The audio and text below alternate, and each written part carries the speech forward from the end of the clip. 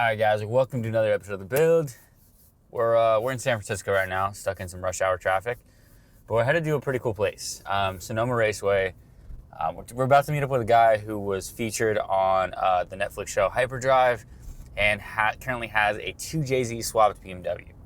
So, E92. Should be a pretty cool car. Now, I'm not really sure how much we're going to be able to show you as far as like if he's going to be able to go around the track, what we're going to be able to get, but we're kind of heading there right now. We're about 35 minutes away. Ryan's actually going to be like sliding the car through some cones on a time attack, right? I am? You know, oh shit, I am? Yeah, I'd be down. I know. I don't think I'd be sliding through the cones. I'd probably still be sliding into the cones. That's what I said, through the cones. Like, we got Ryan, as always, running sound right now and filming if I'm not on camera. So, or if I am on camera. Both. Both. But, yeah.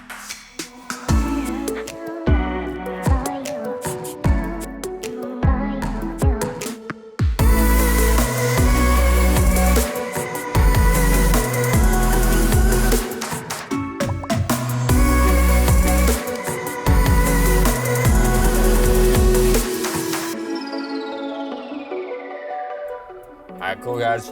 We just got to Sonoma Raceway. Like, are we gonna be able to get in here? Alright. How you doing? Fine, how are you? Doing pretty good. Here you go. For both of us? Yes. Okay. It's the same thing, it's just to get you both in there. Sweet, thank you. I like it, you're efficient.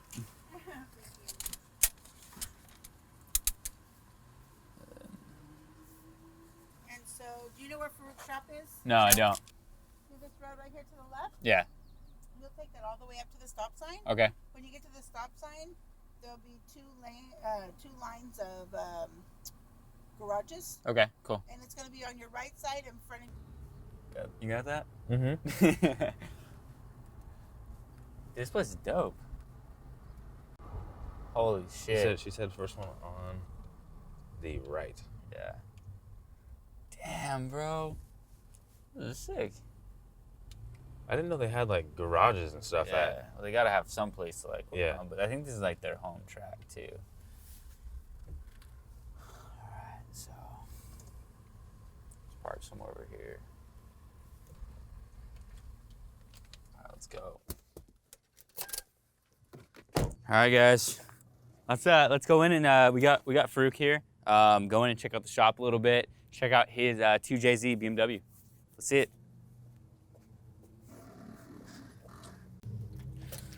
Come on in, guys.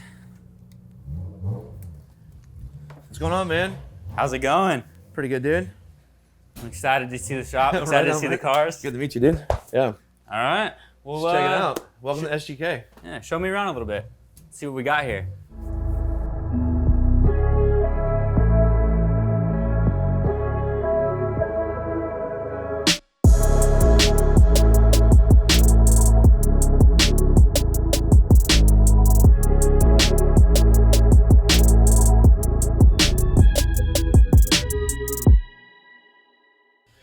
This is Cody.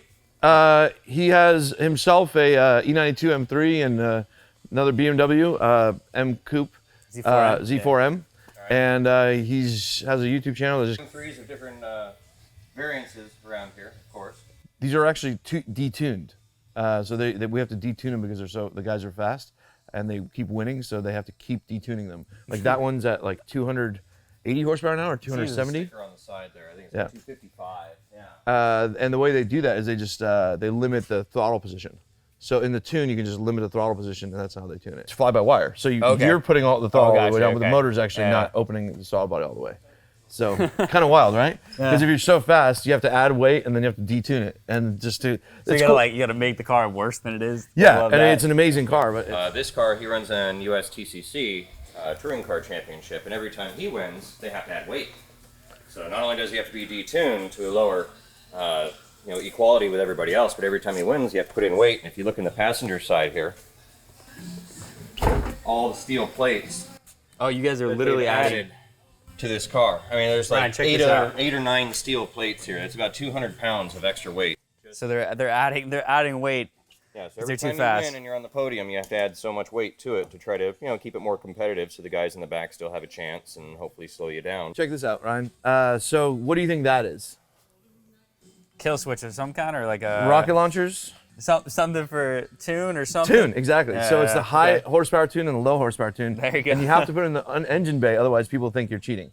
I guess it makes sense because like you could be racing and be like, You could switch. Yeah, who switch would it. not, right? Yeah, yeah. If you're behind the Yeah, guy, you're behind, you know what I mean? switch it up, Like, yeah. No, of course I didn't. So this is a cool car. It's turbo, right? Yeah. And it runs a BMW ZF Trans. So it has a BMW ZF transmission through K Miata. I think it was the company that did it. So it's kind of fun. The styling's interesting, but under the skin of the car, the guts are actually pretty freaking good. So I mean, with all these cars too, they're race cars, so. yeah, this is a meant drift to car. drive. This is Yeah. a drift car. So I actually had a question for you about that. Like, with drift cars, what kind of things do you have to change to make it a drift car? You know what I mean? So let me. I guess let's walk you to my my E92.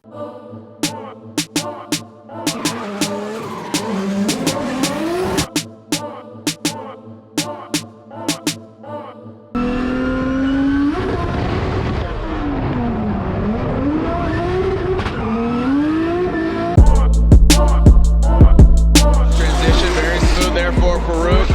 Frederick Osbo pacing himself and around that final clip.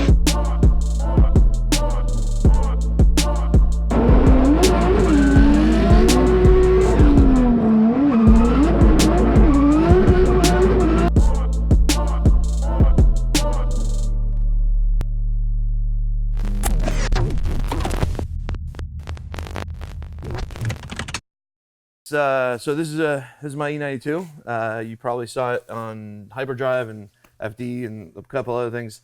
It started life actually as a 328. Okay. So it was a burn car from a junkyard up in Sacramento, and this was 2016, end of 2016. A couple of sponsors told me they want a newer car, right? They want to see a newer car in the series. And I love this chassis. I just love the way they look. Yeah. And back then, now they've actually dropped out in price a lot, but back then I couldn't find one for a reasonable price. I just need the basic chassis. Yeah, you don't need I don't need any of the interior, anything. I don't need suspension, I don't need anything. You just need frame. Yeah. I just need the frame. He even gave me a discount because I cut out the quarter panels and then gave it back to him and that kind of stuff. So just got creative with it. And this was actually a really bad idea, but I put all stock M I was body gonna parts on it. because it threw me off. I was talking to Ryan like yesterday, and I was trying to figure out. I was like, I can't tell if it's a 335, it's an M3. I really can't tell because So the body is actually totally M3. Like it's a real OEM bumper, OEM fenders, which would have been much better to do the conversion fenders because I've cracked this one and the used one is like I can't find a used one for under $500. And it is what it is, It's part of hitting stuff while you drift. And then the doors, I can actually walk you since Ryan's over here. The doors at first we gutted. And we weighed them, and they were still 32 pounds. And then we worked with DTM Fiberworks in LA, and we molded these. Yeah, I was gonna say they're literally just a tiny piece. These are 6 pounds. So what does the car currently weigh? without me, it's 2920. So it's still a big car. Yeah. Like the funny thing about Beamers is that, like coming from an S14, the 240SX before to this. Like that's a stout chassis. Like everything about it, like when you're drilling it, everything is like you go through drill bits because it's like the metal's double or triple, layer thick. Gotcha. Look, this is even fiberglass. Like everything is. I left the stock windshield. A lot of guys do the Lexan windshield. Everything else is Lexan, but the windshield is stock because it's just like a safety thing. I like the stock windshield feel in front of me in a race car. So that probably weighs what? Probably like 30 pounds. 30 pounds, yeah. 30 pounds versus the other one would weigh 8. Yeah, or yeah, maybe sure. even less than that, probably like 2 or 3. Yeah. So it's funny because this is like, I tell people this was like a budget build, but they don't understand. It's like, oh, it's an E92 M3. I'm like, okay.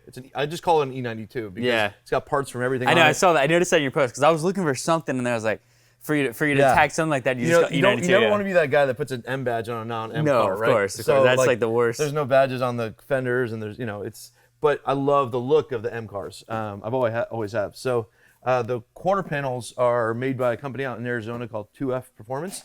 and they're a slight flare, but it's all fiberglass from here to here. So it mimics the M look, but it's a little bit wider.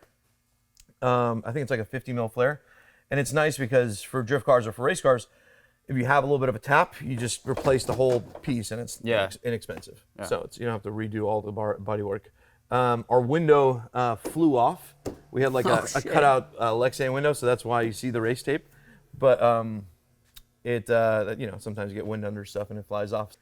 And then so the engine that's in it, you have a 2JZ. Yeah, I have a 2J. Let's take a look at that. Yeah.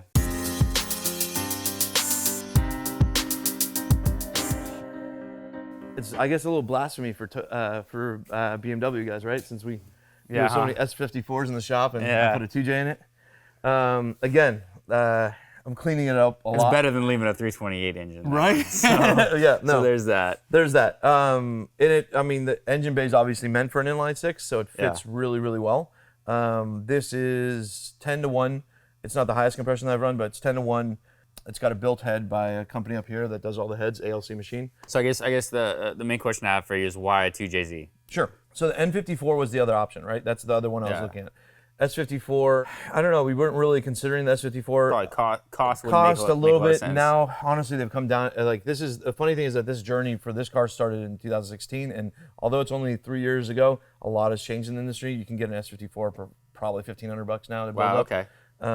But it's 3 years ago the industry was a little bit different. Maybe I knew a little bit less about S54s, and I felt really comfortable with the 2J. I had one of my S14.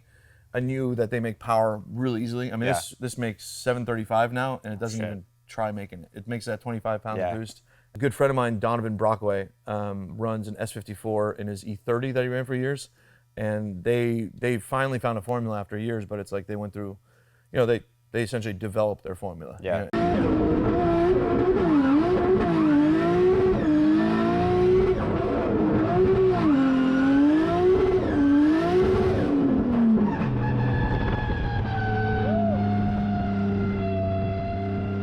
The head on the Beamer motors are just better. So if you compare an S54 head to this 2J head, the flow is incredible. You know what I mean? The S54 is a lot better. Makes more power. With a 3.32 2J and a 3.2 S54, you'll make more power with the S54. Really? Okay. Yeah. The head design's a lot better. You can port this out like we've done with this one, and it's probably going to be still under the level of an S54. It'd be fun to see bench numbers, but that's what we've seen. This is a pretty simple setup, 264 cam, so not a crazy cam. Yeah, like I said, the 10-1 drift motion pistons underneath. King bearings just keeps it reliable, and pretty much it. Just throw a lot of boost at it. So what do you like when you're looking for when you're building a drift car? What are you looking for with the drift car versus say the car that would just go around track? Sure. So with a road car, power is not important. An M3 that's well built is probably faster than my car around the racetrack, right? Yeah. For us, the response is the biggest thing. When you're behind somebody in the chase position, the car has to be able to do whatever you want it to do. Okay. And that comes with response. And when you run a turbo car, you have to have a turbo that's super responsive. We call it transient power. So it's not only spool, but like when you lift off and get back on, does the turbo come back? You think about the rotating inertia, like when you get off and get back on, the turbo will spool again really quickly. Yeah. Okay. We also, in competition, we run Nitrous. For this year, we're doing a demo year and just having a ton of fun with the car. And I haven't been running Nitrous just to increase longevity, but normally we run about 150 shot. Next year, we're going to run... Really? I would have never expected that with drifting. So check this out. We run... The Nitrous has 3 dependents, between 2 and 7,000 RPM, between 5 and 27 pounds of boost, and then over 80% throttle. So that's cool. Let's say you're in the middle of a corner and you're like, hey, I need to slide now. Yeah. You punch it, and then the ECU figures out that he wants to freaking slide right now. He needs that torque, and he punches it and immediately slides. When you're in drifting, it's interesting compared to road racing. So let's say you flub a corner on a run, right, in road racing where you've got another 20 laps to go. In drifting, hardworking dudes like yourself or myself, we work our asses off to be able to do this, right? Yeah. And I work 4 jobs, and imagine you're at the start line. You've worked all the jobs. You're at the start line for qualification. That needs to work. Yeah. You know what I mean? Like it needs to go right now. Yeah. Exactly. Yeah. And if you don't do that lap right, everything else you've worked for the past 3 months is just gone for 30 seconds. You know what I mean? If it was easy and if it was something that you could, there was one way to do it, it wouldn't be fun. It wouldn't you know what I mean? Yeah. It wouldn't have the things that cars have. Yeah. Like cars are fun because there's so many ways there's to a do it. million ways you could be like, oh, we can go this route, this route, this route, this route, or let's completely toss all that and go this route. Yeah. So cool.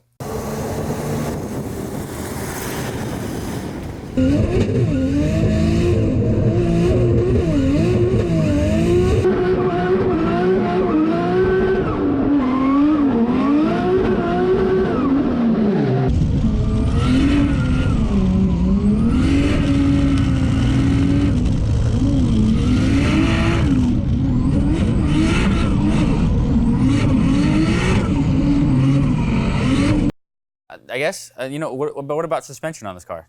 So it's all wide front and rear. Okay. Meaning that the front is designed to give it a lot of angle and also give it a good feel while it's sideways. And the back is set up to give it as much traction as possible, both side bite and forward bite. Those are terms that a lot of people don't understand when it comes to when I mention forward bite or side bite, but imagine if a car is sliding and it wants to keep sliding. Yeah. Right? That's a lack of side bite. You want the car to be able to be controllable where when it kicks out, you can feel kind of the limit of where the car is going to slide. Forward bite is the phenomenon of when you're sliding, you get on the gas, the car moves forward. Gotcha. Away from stuff, right? And so being able to adjust those two phenomenons with suspension kinematics in the rear is something that YSFAB's gotten really good at. Let's put it that way. The coilovers are made by Fortune. Have you heard of them? Yeah. Good company out of the East Coast, and a lot of people first saw them as like kind of like an entry level, one of these kind of up and coming tuning brands. The nice thing about them is they valve all their stuff in the States. So if you ever have an issue, and I've had a lot of issues, not necessarily with them, but I've had where I don't have the right feel. I want a little bit more rebound or something. Going back to comparing like a drift car to a road car, what kind of other things do you have that would change? Sure. Cooling is a huge thing, right? Okay. So cars are designed to go forward. Yeah. These are not. So let's not even get into aerodynamics. That all flies out the window. Yeah. But as far as cooling goes, most people opt away from a front radiator. The reason that I've consistently done rear mount radiator cars is because you stabilize the cooling, meaning that you know that you're not getting direct air. Yeah. So you work on it through ambient air or ducting. So my cooling system in the back, let's say you can watch us on like stuff I did on Hoonigan or other stuff. I'll stay on limiter for 3 minutes, 4 minutes. I'll come back off, and it's in Celsius. It's 85 Celsius.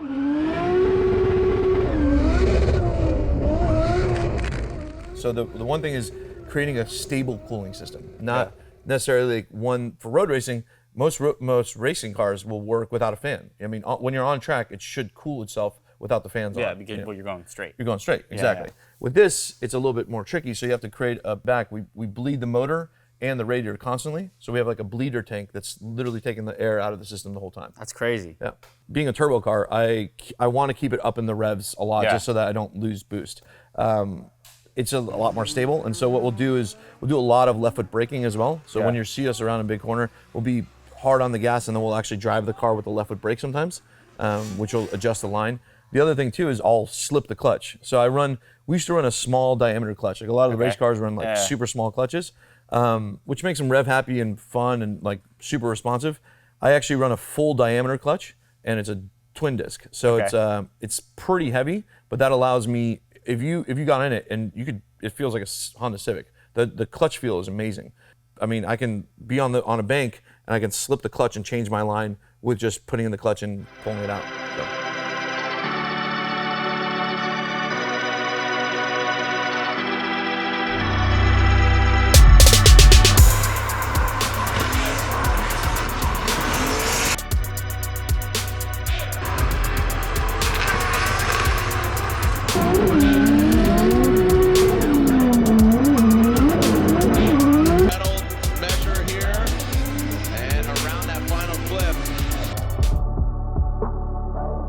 Specific alignment setting? Like, is there something different with drifting versus driving around a track? Yeah, there's a bunch of different theories with that, but the idea is that when you're at lock, what is the footprint of the tire like? The alignment settings on the front, I mean, we run usually just a little bit of static toe out.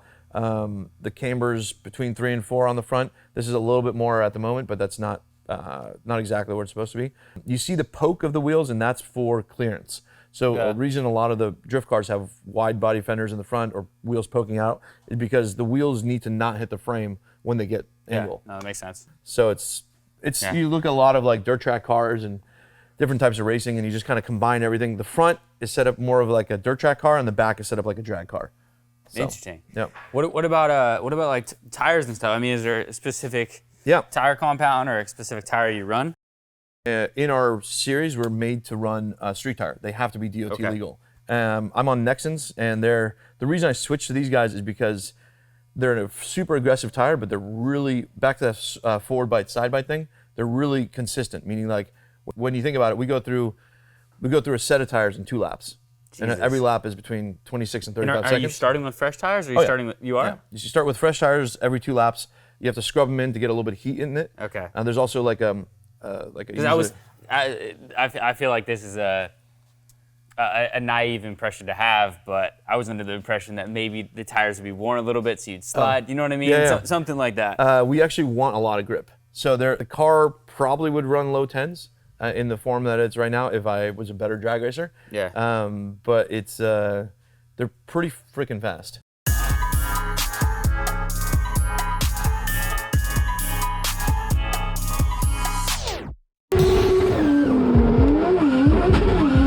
What about like inside the car as far as things that you run? I mean, yeah, pretty minimal. Transmission. That's a pretty common question. It's a Tex 101A. Okay. So it's which is like French to most people, but it's an old NASCAR transmission. So what does that mean with that transmission? Sure. It's a straight cut gear 4-speed dog box. Okay. So they don't have synchros. They have dog synchros. So they're imagine like teeth that lock into each other. Okay. And then you shove it into gear. So you pretty much have to throw it into gear, and there's only 4 speeds. It's in the back end. Let me show you kind of what's going on. I don't know if you can peek back here. Before you go into that, why that transmission, or why does that work for this? Reliability. Okay. It's we shift a decent amount, and it's the gear's always going to be there. Crude, to say the least. They're super easy to rebuild too. And then we run a quick change differential. You ever seen one of those? No. So the back plate on the differential, I've done it by myself in a rush on the dyno, and I did it in 8 minutes. So you can pull it out, change the gears, and change the final drive. So let's say I'm too much on the limiter on a course. Yeah. I can change the gear ratio, so I'm like just a couple hundred down in the RPMs. It makes sense. Pretty much everything on the car is for reliability and use, right? Yeah, like, there's nothing on here that doesn't actually provide. There's provide no frills. Use. Yeah, exactly. The party stick. That's the e-brake. Yeah, so that if you look at the back end axle of the car, there's 2 sets of rear calipers. Yep. One is for the handbrake, so it has a separate reservoir, and that's holding 2 separate brakes, and that's for adjustability. So if you need to essentially adjust the angle of the car. A lot of people start the drift with that, and that's pretty common too. Yeah. We'll give a pull to the e-brake to change the wheel speed to get the car into a slide, and then get right back on throttle. But yeah, so it's some people run inline hydros, which means that won't have a separate master, and then the lines to the back will have a hydraulic handbrake on it. I do a lot of braking while e-braking as well. Okay. So the feel of it is better to have 2 separate masters. Safety in the fire is kind of interesting. So we don't run windows, as you see. We do run arm restraints. So I run little braces that go from my arm to my center belt, so my arm doesn't fly out the window if I flip or Ricky Bobby it. 2 fire suppression systems. Okay. So I run one that's throughout the car that goes, if I pull the handle, it sprays the engine bay, sprays the interior, sprays the fuel tank. That's cool. And then the other one is a smaller one, because the problem is if you pull the fire suppression, you're done. Like, especially in a race, if I see like something on fire and I pull the fire suppression, I then have to get a new tank. Yeah. Because I can't run without a tank. It makes sense. Like, Yeah, you have to be in good standing. And so I put a secondary fire extinguisher in the car for smaller fires, it's happened before. You've actually had something happen like that? Yeah, we had a fuel line that came loose at Hoonigan, and actually we damaged the motor a lot with that, because it kind of worked. One of the AN fittings worked its way loose, and it's a little bit more wild than a lot of racing. Yeah. But it's a cool thing where you can take unibody street cars and then turn them into race cars. And there's some interesting regulations where we have to keep the car Now, you're going to point out a bunch of different things on the unibody, but you pretty much have to keep the car stock unibody between the shock towers. So we can't. We were actually talking about that on the way here too. It's like, okay, so you take like a lot of racing. I mean, NASCAR does it, but like I just meant like you take a car and it's supposed to be this car, and then what does it actually end up with when you're racing? Is it anything like NASCAR cars have nothing to do with the camera. Yeah. You know, that's not a Supra. Yeah, of course. This is mainly the unibody is mainly a BMW. You know, the roof is fiberglass, the doors are fiberglass, the quarter panels are fiberglass, but in between the shock towers, the raw metal, except for the roll cage, is pretty much BMW. We've cut holes for the shifters and that kind of stuff, and made some ducting. The actual frame. But the actual frame is all BMW. It's cool to see. Like it's cool to get away from pretty. Yeah. You know what I mean, and get away from actually like, or go into useful, go into something. You've definitely gone on the spectrum of the cars on your channel are gorgeous, and then you see this and it's like, it's a little haggard. No, it's great. It's great because. Well, let's let these guys get back to work if you don't mind. I know I've taken a lot of their day. So sweet. Cool. Well, man, car's cool. Thank you, man. All right, guys, thanks for watching another episode of The Build. Don't forget to like this video, and then, of course, subscribe and hit that notification bell to get notifications for new videos. All right, see you guys in the next one.